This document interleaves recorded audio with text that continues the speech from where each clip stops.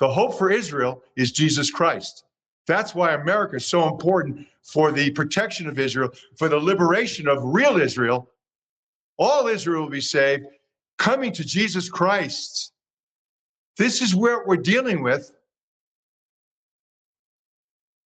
And the world, the flesh, and the devil have got us all into this little kind of COVID thing we're going on still. We're not wearing masks anymore, but we're wearing another mask. We won't say anything. So I'm up there saying, here's the way we can do it. We could do church this way, the way I'm describing it right now. And we find ourselves not dealing with doctrinal differences and all these non-denominational churches that are full of doctrinaire stuff. Divides everybody.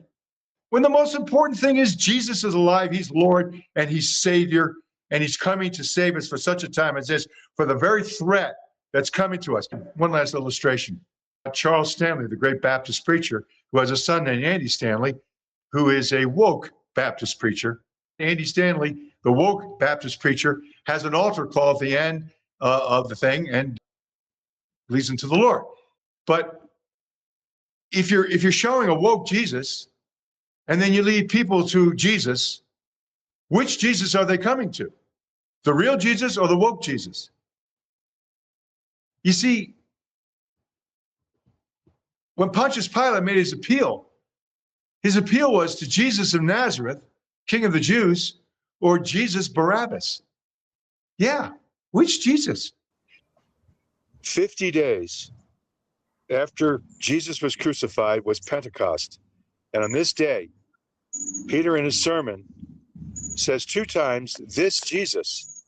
First, this Jesus who rose from the dead, and this Jesus whom you crucified has become Lord and Messiah.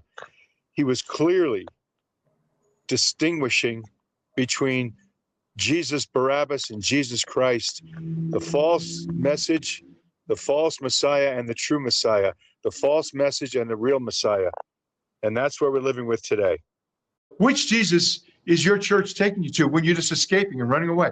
And you're saying you're preparing for the rapture and you're not dealing with what's going on in the world today, and your kids are going woke and you are on the fence and Satan owns the fence?